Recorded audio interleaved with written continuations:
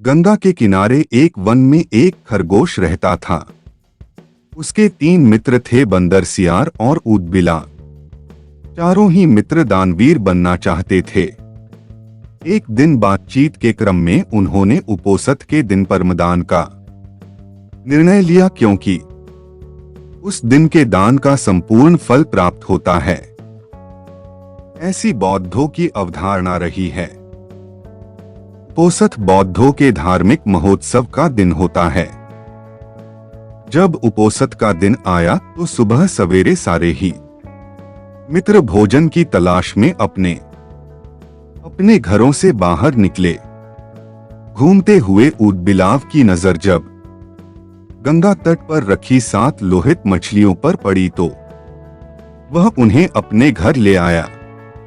उसी समय सियार भी कहीं से दही की एक हांडी और मांस का एक टुकड़ा चुरा अपने घर को लौट आया।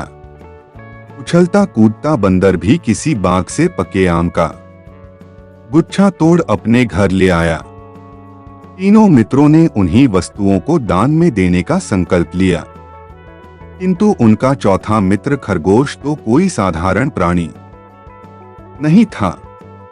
उसने सोचा, यदि वह अपने भोजन अर्थात घास पात का दान जो करे तो दान पाने वाले को शायद ही कुछ लाभ होगा।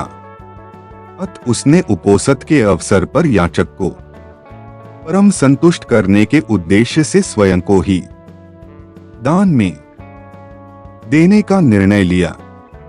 उसके स्वयं के त्याग का निर्णय संपूर्ण ब्रह्मांड को दोलायमान करने लगा और शक के आसन को भी तप्त करने लगा।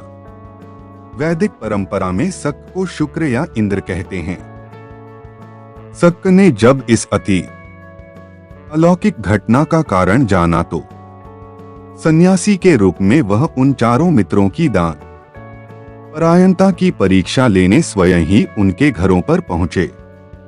ऊदबिलाव, सियार और बंदर ने शक को अपने अपने घरों से स्वयं मछलियां, मांस और दही एवं पके आम के गुच्छे दान में देना चाहा, किंतु शक ने उनके द्वारा दी गई दान की वस्तुओं को ग्रहण नहीं किया।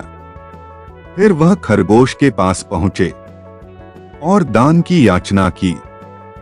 खरगोश ने दान के उपयुक्त अवसर को जान याचक को अपने संपूर्ण शरीर के मांस को अंगीठी में सेंक कर देने का प्रस्ताव रखा। जब अंगीठी जलाई गई तो उसने 3 बार अपने रोमों को झटका ताकि उसके रोमों में बसे छोटे जीव आग में न जल जाएं।